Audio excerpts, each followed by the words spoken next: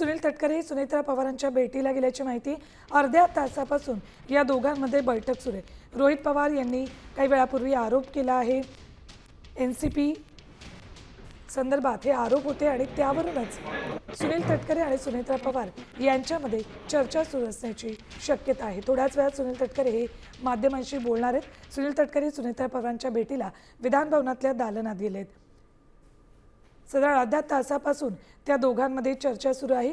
रोहित पवारांनी सुनील तटकरे आणि प्रफुल्ल पटेल यांच्यावर आरोप केलेत, त्या संदर्भात ही चर्चा सुरू असण्याची शक्यता आहे। तर सुनील तटकरे थोड्याच वेळात माध्यमांशी बोलण्याची ही शक्यता आहे। विधान भवनातल्या दालनामध्ये सुनील तटकरे हे सुनेत्रा पवार यांच्या भेटीसाठी गेलेत।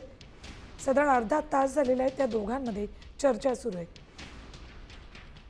या चर्चेनंतर सुनील तटकरे माध्यमांशी सुद्धा बोलणार आहेत।